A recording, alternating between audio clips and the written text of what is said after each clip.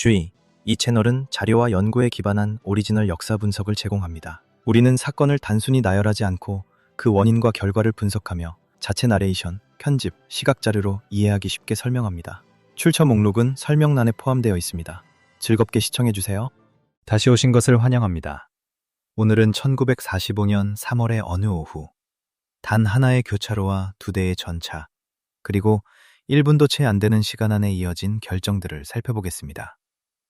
1945년 3월 6일 쾰른 거리에서 벌어진 일은 필름에 담겨 기록보관소에 보존되었고 80년 동안 역사가들의 연구 대상이 되었습니다. 이것은 쾰른 대성당의 그림자 아래서 독일의 판터와 맞선 퍼싱 전차 이글 7호와 그 오래된 첨탑을 바라보며 살고 죽어간 양측 병사들의 이야기입니다. 1943년 가을, 미국 전차병들이 이탈리아의 농촌지대와 북아프리카의 사막에서 싸우며 쓰러져가는 동안 미 육군 사무실에서는 그 병사들의 운명을 앞으로 2년간 결정지을 논쟁이 조용히 벌어지고 있었습니다. 질문은 간단했습니다. 미군에게 독일 기갑을 정면 교전에서 격파할 수 있는 중전차가 필요한가? 지상군 교리를 장악하고 있던 사람의 답은 단호한 아니오였습니다. 육군 지상군 사령관 레슬리 맥네어 중장은 수년간 이른바 전차 구축 교리를 밀어붙여온 인물이었습니다. 그의 생각에 전차의 역할은 보병 지원과 돌파구 활용이었지 다른 전차와 싸우는 것이 아니었습니다. 그 임무는 강력한 포를 탑재한 빠르고 경장갑 차량으로 구성된 전문 전차 구축 부대가 맡아야 한다고 주장했습니다. 이런 사고방식은 전쟁이 더 무겁고 강력한 전차를 요구하던 바로 그 시점에 개발을 조직적으로 가로막았습니다. 1943년 가을, 맥네어는 자신의 입장을 문서로 공식화했습니다. T-26 전차는 전차 대 전차의 결투 개념 외에는 아무런 근거가 없으며 그것은 불합리하고 불필요하다고. 이것은 책상물림 장교의 한가한 의견이 아니었습니다. 맥네어의 입장은 육군 교리의 무게를 지녔고 조달 결정과 생산 우선순위 그리고 전선병사들에게 지급되는 장비를 좌우했습니다. 그러나 전장은 전혀 다른 현실을 말하고 있었습니다. 1943년이 되자 독일의 판터 전차가 대량 생산되어 유럽 전선 곳곳에 나타나기 시작했습니다. 판터에 탑재된 75mm KWK-42포는 포신 길이가 79경에 달해 전쟁 전 기간에 걸쳐 각국이 생산한 전차포 중 최고 수준이었습니다. 이 포는 초당 935m의 속도로 철갑탄을 발사해 500m 거리에서 약 124mm의 장갑을 관통했습니다. 정면 장갑이 51mm에서 63mm에 불과한 셔먼에 대해 판터는 2000m가 넘는 거리에서도 격파가 가능했습니다. 셔먼은 그에 맞서 싸울 수단이 없었습니다.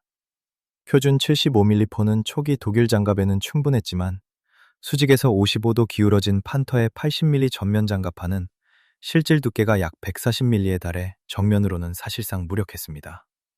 1944년에 도입된 개량형 76mm M1포조차 표준 탄약으로는 실전 교전 거리에서 판터의 전면 장갑을 안정적으로 관통할 수 없었습니다. 미국 병사들은 이를 직접 경험으로 알고 있었고 그 대가를 목숨으로 치렀습니다. 기갑부대 사령관 제이콥 디버스 장군은 이 위기를 충분히 파악하고 있었기에 이례적인 조치를 취했습니다. 맥네어를 건너뛰고 육군 참모총장 조지 마셜 장군에게 직접 찾아가 더 강력한 전차의 즉각적인 개발을 요청했습니다. 마셜은 귀를 기울였습니다. 1943년 12월, 그는 맥네어의 판단을 뒤집고 T-26-23 개발을 승인했습니다. 이 차량은 제1차 세계대전의 명장 이름을 따 퍼싱이라는 이름을 얻게 됩니다. 그러나 승인이 곧 생산을 의미하지는 않았습니다. 조달 기계는 느리게 움직였고 맥네어 교리의 무게는 여전히 시스템 전반의 우선순위를 좌우했습니다. 개발은 진행되었지만 전선의 현실이 요구하는 긴박감은 없었습니다. 달이 지나고 전쟁은 앞으로 나아갔습니다. 미국 승무원들은 불충분한 무장으로 판터와 계속 싸웠고 그 불균형은 사상자 수치에 내목하게 반영되었습니다. 비극적인 아이러니는 1944년 여름 노르망디에서 찾아왔습니다. 코브라 작전은 독일 방어진지를 무력화하기 위해 대규모 항공 지원이 필요했습니다. 맥네어 본인이 직접 전선에 나가 작전은 시찰했습니다. 1944년 7월 25일 미군 폭격기가 목표 지점 앞에 폭탄을 떨어뜨렸고 맥네어는 아군의 포화에 전사했습니다. 자신의 교리가 대응을 지연시킨 바로 그 판터 전차에 의해 부하들이 격파되고 있던 바로 그 전선에서 그는 자신이 반대했던 차량이 실전에 투입되기 전에 죽었습니다. 그의 죽음은 생산을 앞당기지 못했습니다. 그가 구축한 교리는 전쟁의 나머지 기간 내내 작전 사고를 형성했고, 전선의 지휘관들은 장비 격차를 전술과 진지 선정, 그리고 압도적인 수로 메우려 필사적으로 애썼습니다. 방정식은 단순했습니다.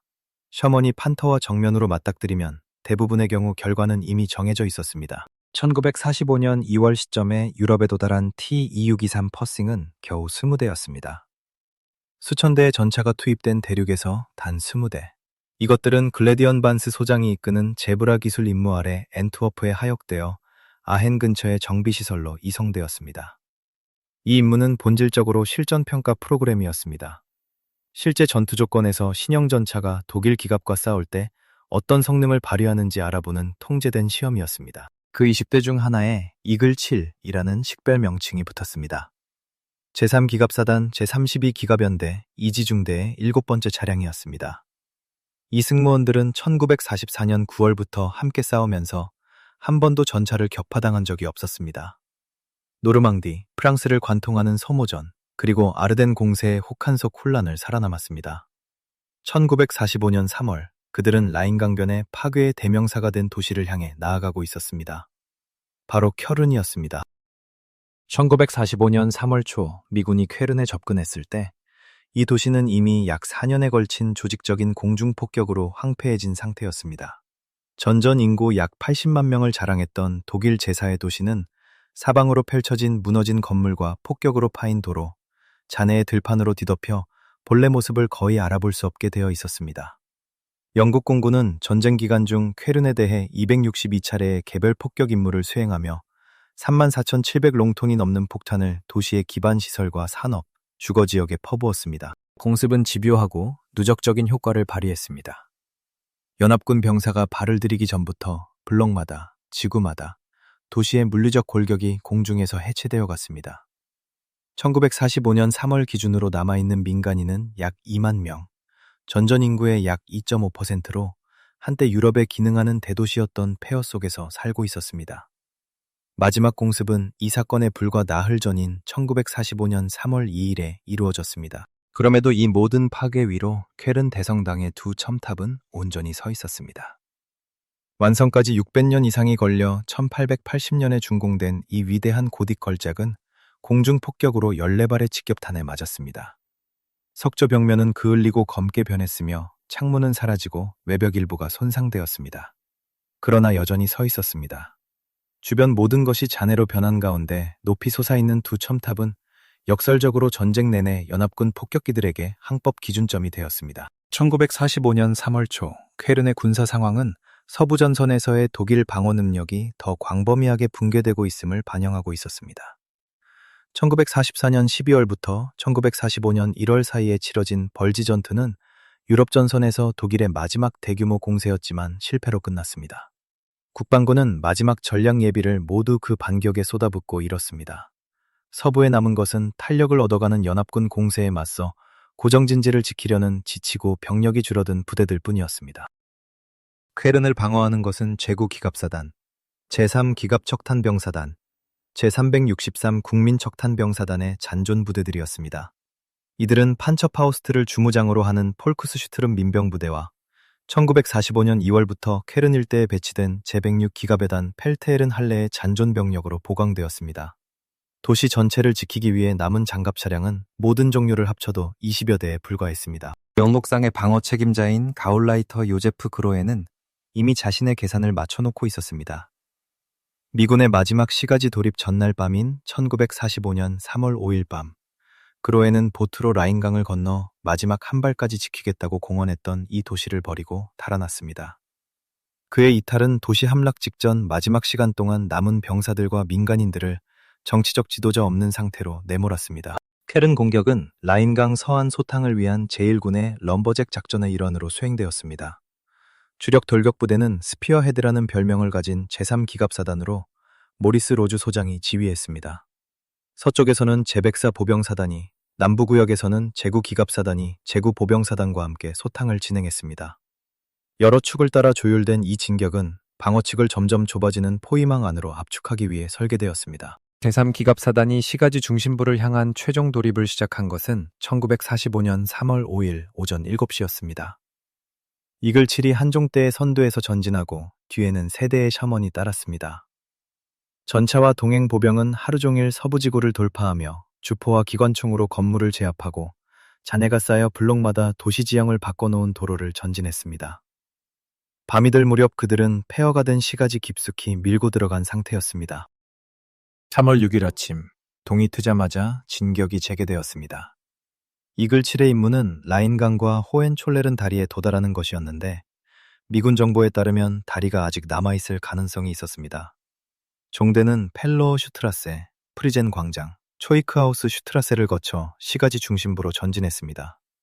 전전에는 누구나 아는 이름이었지만 지금은 형체를 잃어버린 아파트의 불탄 잔해와 상업지구의 뼈대만 지나치면서 그날 아침 이글 7에 탑승한 것은 제3기갑사단 최고의 승무원 중 하나였습니다.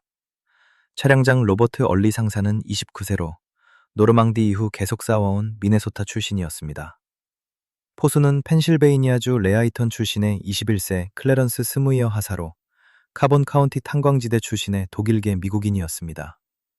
잉글랜드에서의 포격훈련에서 부대 전체 최고 점수를 기록했으며 1945년 3월 기준으로 이글 7의 원래 승무원 중 유일하게 남은 인물이었습니다. 운전수는 미시간주 출신의 기술하사 윌리엄 맥베이, 장전수는 펜실베이니아주 출신의 1등병 존 데리고, 무선수 겸 차체 전면 사수는 켄터키주 출신의 2등병 호머 데이비스였습니다.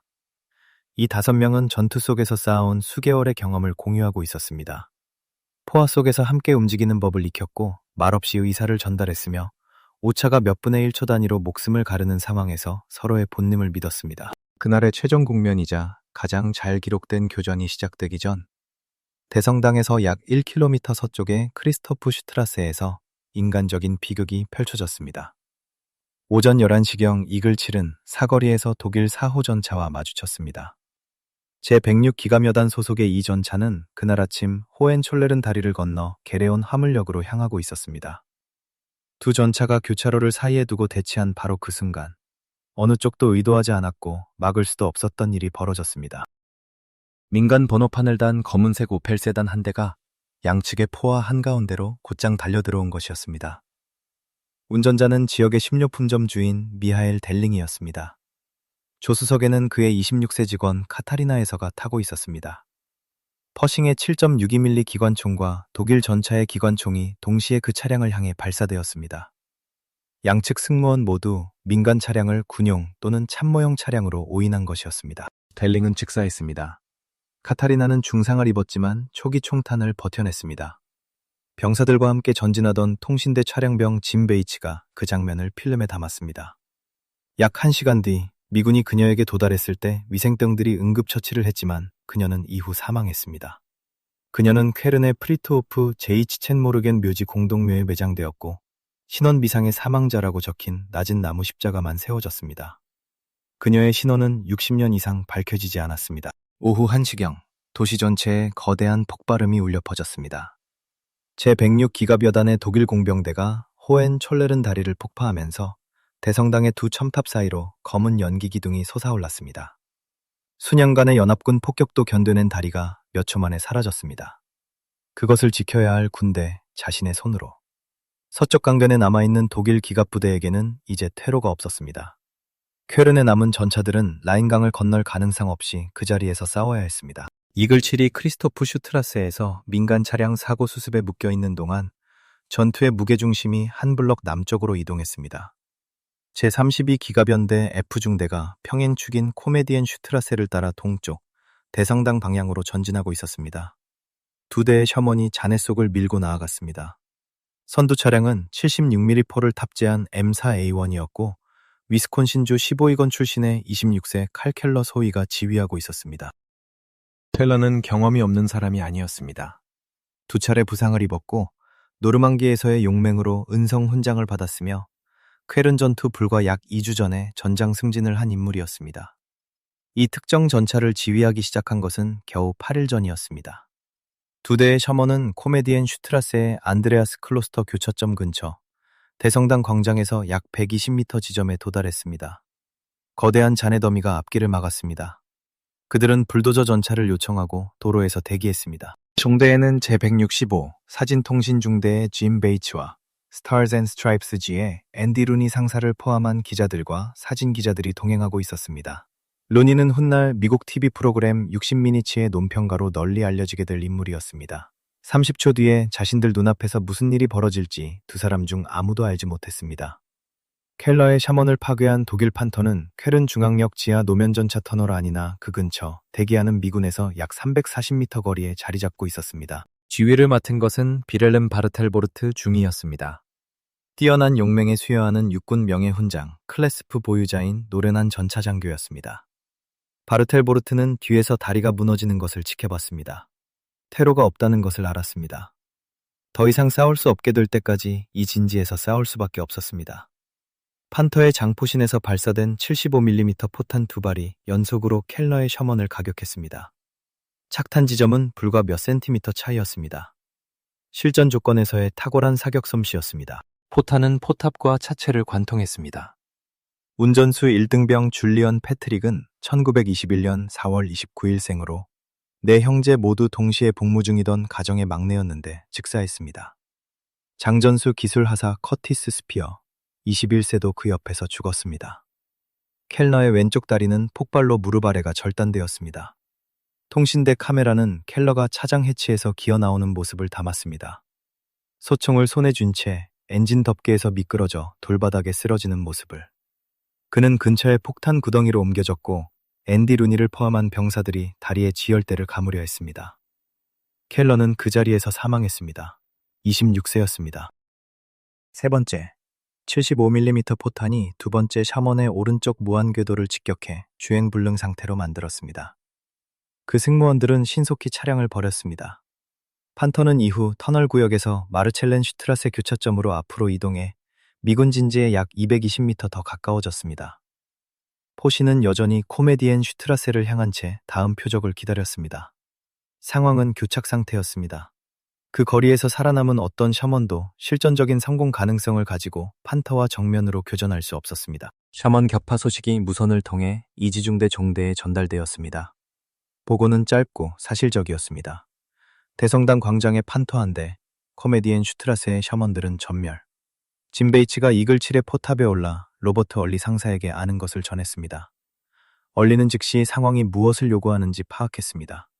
그와 베이츠는 도보로 양군 사이의 분쟁 지역으로 전진해 운터 골트슈미트와 마르첼렌 슈트라세 모퉁이에 있는 독일 노동전선 건물에 들어가 중위층까지 올라갔습니다. 그 창문에서 마르첼렌 슈트라세를 따라 남쪽으로 대성당까지 직접 시야가 확보되었습니다. 그리고 거기 판터가 긴 포신을 여전히 파괴된 셔먼들을 향한 채 서 있었습니다. 얼리는 잠시 지형의 기하학을 분석했습니다. 판터의 측면은 북쪽에서 마르첼렌 슈트라세로 접근하는 이에게 완전히 노출되어 있었습니다. 경험 있는 기갑 지휘관이라면 즉시 알아볼 교과서적인 측면 공격 기회였습니다. 얼리는 이글7로 돌아가 승무원들에게 작전을 설명했습니다. 계획은 간단했습니다. 운터 골트슈미트를 따라 남진하여 판터의 측면 장갑에 사격 해결이 가능할 정도로만 마르첼렌 슈트라세 교차점에 진입하고 판터의 포탑이 선회를 완료하기 전에 발사한다. 베이츠는 중위층으로 돌아가 16mm 영화 카메라를 난간에 설치하고 기다렸습니다. 이후에 벌어지는 모든 것이 필름에 담길 것이었습니다. 모든 포탄, 모든 피탄, 그리고 60초 전까지만 해도 자신들이 유리하다고 믿었던 불타는 전차 잔해에서 뛰쳐나오는 모든 사람들까지. 이글7이 마르첼렌 슈트라세 교차점에 진입했을 때 미국 전차와 독일 판터 사이의 거리는 약 110m였습니다.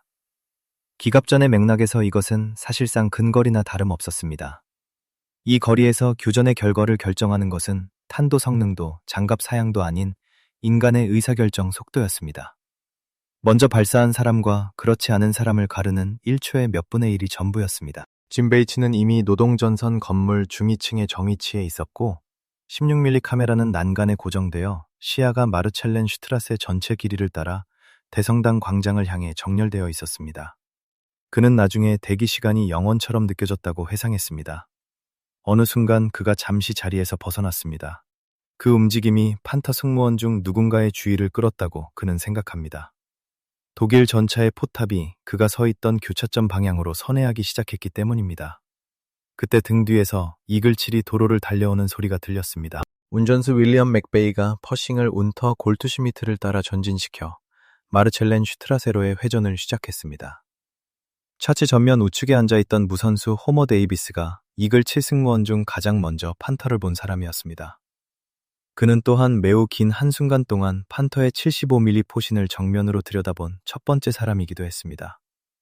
충분한 경험으로 위험이 다가오는 것을 감지한 바르텔보르트는 이미 북쪽 교차점 방향으로 포탑 선회를 시작하고 있었습니다. 그 순간의 기하학은 하나의 돌이킬 수 없는 결말을 향해 빠르게 수렴하고 있었습니다. 이어진 일은 바르텔보르트가 1초에서 2초 안에 내린 결정에 의해 결정되었습니다. 하나의 단순한 정보 부재에 뿌리를 둔 결정이었습니다. 그는 퍼싱을 미국 전차로 인식하지 못했습니다. 그 순간 유럽 전체에 존재하는 T-26-23 퍼싱은 20대뿐이었고 불과 몇 주 전에 극비리에 도착한 차량들이었습니다. 바르텔보르트는 이 전차를 본 적이 없었고 존재에 대한 브리핑도 받지 못했습니다. 모퉁이를 돌아오는 실루엣은 그의 경험에 있는 어떤 미국 차량과도 일치하지 않았습니다. 그에 따른 나중의 다큐멘터리 쾰른 1945 클로즈업에서 이렇게 증언했습니다. 아버지는 다가오는 전차를 독일 것으로 생각했다고 가족에게 이야기했다고. 그는 포수에게 사격 보류를 명했습니다. 그 망설임은 아마 2초 정도였습니다. 그것은 치명적이었습니다. 맥베이는 잔망경으로 판터의 포탑이 선회하는 것을 보면서 같은 순간 자신의 결정을 내렸습니다. 이글치를 노출된 교차로의 정지 표적으로 만들 수 있는 정차 대신 그는 계속 가속 페달을 밟고 곧장 전진하며 전차를 계속 움직였습니다. 맥베이는 이를 계산한 것이 아니었습니다. 단지 멈추지 않았을 뿐입니다. 스모이어는 모퉁이를 벗어난 순간부터 줄곧 이글칠의 포탑을 선회시키고 있었습니다. 판터의 중심부가 조준경에 들어오는 순간 그는 발사했습니다. 전차가 아직 움직이고 있을 때 판터의 포가 그를 완전히 겨누기 전에 90mm 철갑탄은 초당 853m의 속도로 포신을 떠나 110m를 순식간에 가로질렀습니다. 포탄은 판터 차체의 포방패 아래를 가격했습니다. 관통구멍은 이튿날 현장에서 찍은 전후 사진에서 선명하게 확인할 수 있습니다. 바르텔보르트의 승무원 3명이 첫 번째 피탄 직후 탈출을 시작했습니다. 해치에서 굴러나올 때 적어도 한 명의 옷에 불이 붙어 있는 것이 보였습니다. 그들은 접근 과정에서 이글7 옆에서 전진한 미군 보병의 예광탄 세례 속을 달렸습니다. 이글7은 이 시점에 정차해 있었습니다. 장전수 존 데리고가 몇 초 안에 두 번째 90mm 포탄을 장전했습니다. 스무이어가 다시 발사해 포탑링 부위를 가격했습니다. 베이츠의 영상에는 다른 승무원들보다 포탑 깊숙이 위치해 있던 판터의 포수가 두 번째 포탄이 착탄하는 순간 차장의 치로 탈출하려는 모습이 담겨 있습니다. 그는 충격으로 쓰러져 불타는 차체 안으로 떨어졌습니다. 스무이어는 판터가 더 이상 발사할 수 없도록 세 번째이자 마지막 포탄을 발사했습니다. 수십 년 후 기록된 그 자신의 말에 따르면 이동하면서 한 발을 쐈고 그 다음 정차해서 측면에서 반격받지 않도록 두 발을 더 쐈다고 했습니다. 세 발 모두 장갑을 관통했습니다. 첫 발은 포방패 아래를 가격했고 이후 두 발은 측면 장갑을 뚫고 판터의 차체를 완전히 관통해 반대편으로 빠져나갔습니다. 이글7이 교차점에 진입한 순간부터 스무이어의 세 번째 발사까지 총 경과 시간은 약 48초였습니다. 그 모든 순간이 필름에 담겨 있었습니다. 판터는 마지막 피탄 후 순식간에 맹렬한 불길에 휩싸였습니다. 열린 해치에서 밝은 화염이 솟구쳤습니다. 영상 속 관통구멍은 파괴된 전투실 내부에서 타오르는 연료와 유폭하는 탄약의 열기로 주황색으로 빛났습니다. 중위층에 있던 베이츠는 카메라를 바깥쪽 위로 돌려 3월의 회색 하늘을 배경으로 불타는 독일 전차 위에 쾰른 대성당의 두 첨탑이 솟아있는 장면을 포착했습니다. 그는 곧 건물을 뛰쳐나와 이글7로 달려가 얼리에게 모든 것을 필름에 담은 것 같다고 소리쳤습니다. 그는 승무원들에게 불타는 잔해를 배경으로 해치에 서달라고 부탁해 그 모습을 담았습니다. 그 영상의 한 프레임은 나중에 2차 세계대전 미국 기갑부대의 경험을 담은 가장 잘 팔린 책 중 하나의 표지가 되었습니다. 바르텔보르트는 교전에서 살아남았습니다. 그와 다른 3명의 승무원이 불타는 전차에서 탈출했습니다. 포탑 더 깊숙이 위치해 있던 포수는 두 번째 포탄에 전사했습니다. 그의 시신은 이튿날 불이 꺼진 후 판터 내부에서 수습되었습니다. 짐 베이츠는 야전 현상실에서 필름을 현상해 교전 후 며칠 안에 통신대 경로를 통해 전달했습니다. 필름은 미국 본토로 돌아가 전국 영화관에서 상영된 전시 뉴스릴에 편입되었습니다. 대부분의 미국 시민들에게 이 영상은 유럽의 병사들이 수개월 전부터 알고 있던 것을 처음으로 눈으로 확인하는 기회였습니다. 미국의 기갑부대가 마침내 독일 전차와 대등하게 싸울 수 있는 차량을 갖게 되었다는 것을. 영상에 담긴 대비는 누구도 놓칠 수 없었습니다. 하나의 오후 시가전 안에서 관객들은 판터가 샤먼을 파괴하는 장면을 본 다음 그 판터를 퍼싱이 격파하는 장면을 볼 수 있었습니다. 1943년 이후 미군 계획을 소진시켜온 기갑장비 논쟁 전체가 2분도 안 되는 무성 16mm 영상 안에서 눈에 보이는 형태로 드러났습니다. 어떤 문서 논거도, 기술 서양서도, 전투 보고서도 전미 영화관 관객석에 앉은 사람들에게 그 프레임들이 전달한 것을 똑같이 전달할 수 없었습니다. 영상은 적어도 한 가족에게는 즉각적으로 개인적인 의미를 지녔습니다. 펜실베이니아의 한 영화관에서 스무이어의 처제가 불타는 판터 위에 해치에 서 있는 승무원들 중에서 그를 알아봤습니다. 그녀는 클래런스의 가족 내 별명인 한이라고 외쳤고 생애 처음으로 영화관에 들어온 스무이어의 부모가 직접 눈으로 아들이 살아있음을 확인할 수 있도록 극장주를 설득해 뉴스리를 여러 번 재상영하게 했습니다. 카메라 뒤의 남자, 기술 상사 제임스 베이츠는 1916년 5월 14일 콜로라도주 볼더에서 태어났습니다. 가족은 1923년 콜로라도 스프링스로 이사했고 아버지는 항공기술자로 일했습니다. 고교 졸업 후 베이츠는 영화관형 단편 광고 필름을 제작하는 알렉산더 필름 컴퍼니에서 7년간 촬영 감독 겸 연출가로 일했습니다. 1942년 육군에 자원 입대해 통신대에 배속되었습니다. 1944년 6월 6일 D-Day에는 제82 공수사단에 배속되어 노르망디로 강하했지만 약 70kg의 장비를 안고 운하에 떨어져 카메라가 물에 젖어 사용 불능 상태가 되었습니다. 교체 장비를 구하기 전까지 처음 이틀은 일반 보병으로 싸웠습니다. 벌지 전투에서는 전차에 탑승해 기관총 운용을 맡으면서 동시에 전투 영상을 촬영했고 적의 포화에 부상을 입은 후에도 계속했습니다. 쾰른에서는 스무이어가 발사할 때마다 이글7의 90mm 포의 충격파가 높은 위치에 있는 그를 흔들어 순간적으로 프레이밍이 흐트러졌습니다. 그럼에도 버텨내며 3번의 피탄을 연속으로 담아냈습니다. 쾰른 전투에서의 종군 촬영 공로로 동성훈장을 받았습니다. 전후 포츠담 회담의 뉴스릴 영상을 촬영했고 1946년 9월 영국인 연인 모니카 하워드와 결혼해 콜로라도 스프링스로 돌아갔습니다. 2002년 86세로 세상을 떠났습니다. 쾰른 교전의 후일담에는 클래런스 스무이어에게 특별히 쓴 아이러니가 담겨 있었습니다. 전투 직후 그날 오후의 행동에 대해 동성훈장을 받게 될 것이라는 통보를 받았습니다. 며칠 후 헌병이 길가에서 구걸하는 독일 아이들에게 풍선껌을 나눠주는 그를 현행범으로 붙잡았습니다. 당시 시행 중인 엄격한 비우호적 접촉금지 규정 위반이었습니다. 헌병은 보고서를 작성했고 동성훈장은 취소되었습니다. 전 차장 얼리와 차량병 베이츠는 예정대로 각자의 동성훈장을 받았습니다. 유럽 전선에서 가장 잘 기록된 기갑교전에서의 공로로 스무이어는 아무것도 받지 못했습니다. 그는 전후 펜실베이니아주 레하이턴으로 돌아가 조용한 삶을 살았습니다. 인근 와이스포트 출신의 멜바 화이트헤드와 결혼해 2017년 그녀가 세상을 떠날 때까지 71년을 함께했습니다. 2딸과 아들 하나가 있었습니다. 스무이어는 볼링 애호가였고 롤러스케이트와 스퀘어 댄스를 즐겼습니다. 레하이턴 제항군인을 제314분회에 가입했습니다. 그의 이웃들은 2차 세계대전 역사상 가장 연구된 전투 영상 기록에 담긴 발사를 한 남자와 나란히 살고 있다는 것을 알지 못했습니다.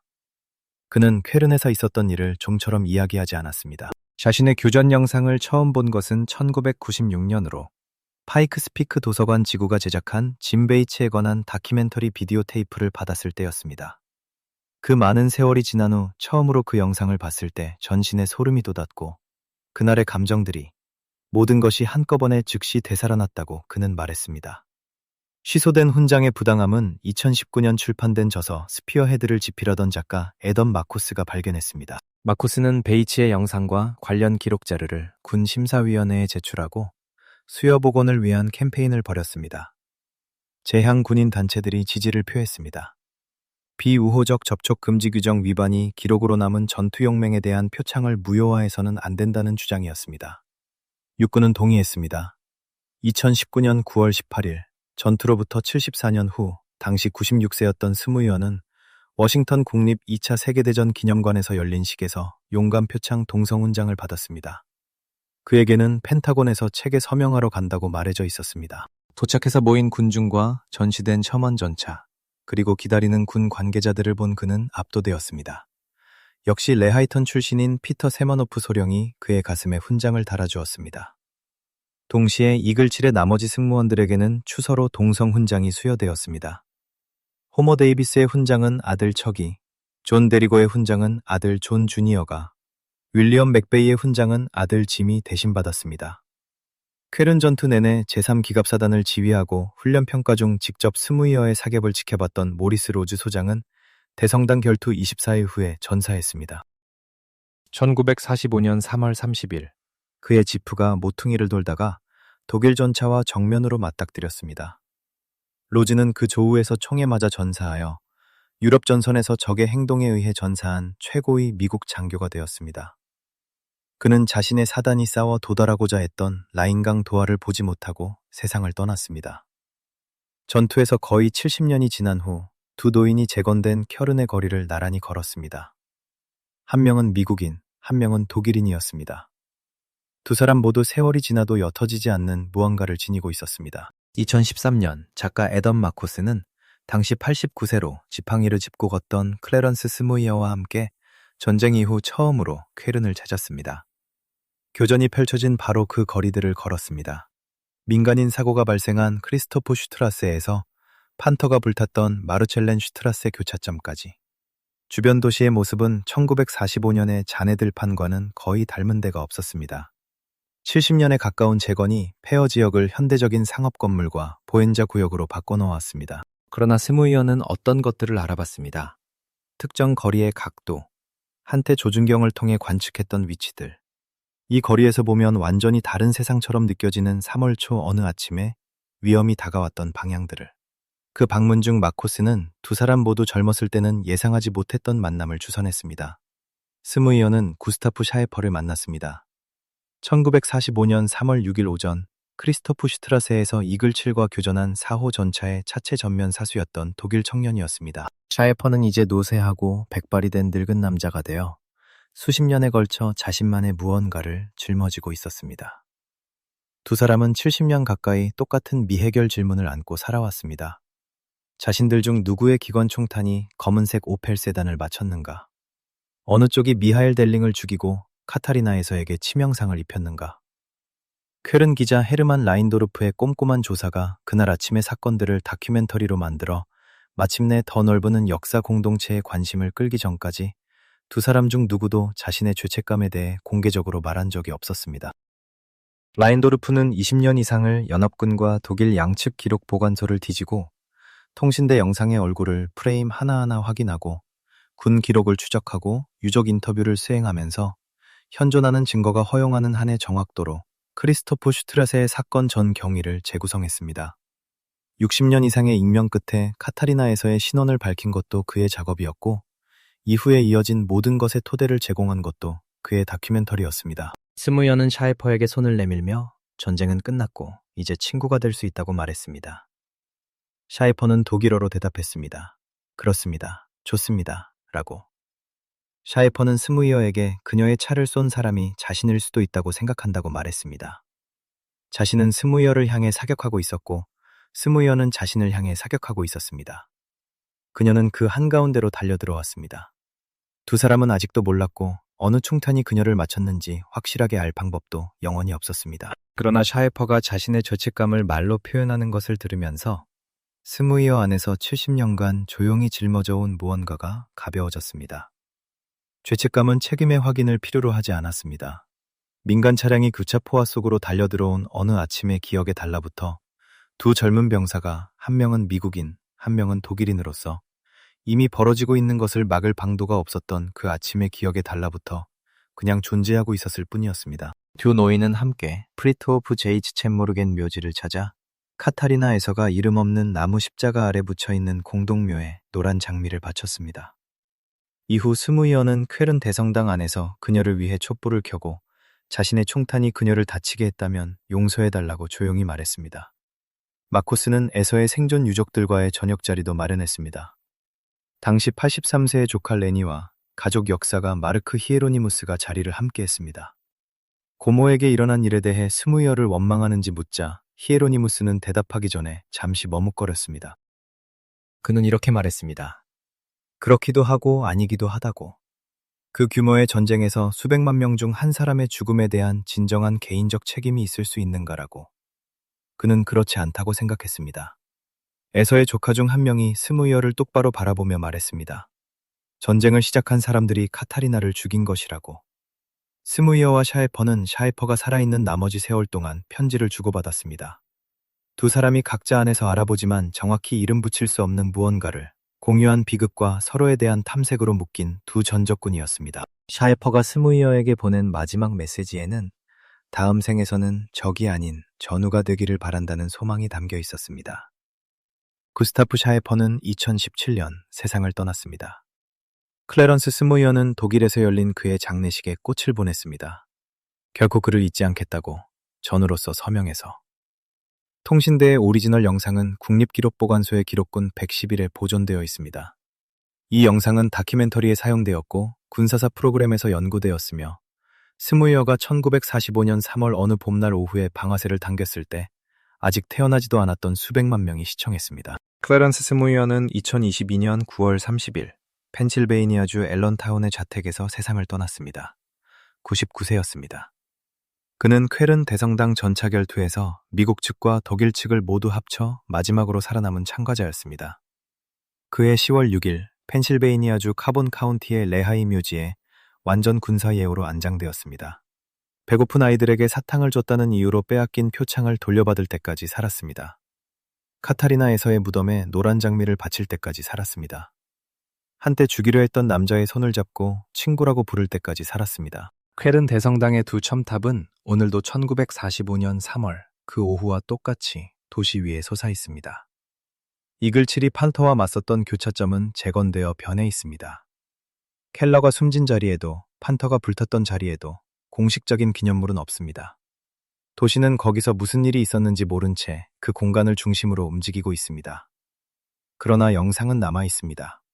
문자 기록만으로는 결코 완전히 전달할 수 없었던 무언가를 담아낸 48초의 무성 필름이 전차들이 도착하기 전에 이미 잔해가 되어버린 도시에서 벌어진 어느 오후 기갑전의 정확한 인간적 대가를. 이것이 쾰른 대성당에서의 이글칠과 판터의 완전한 이야기입니다.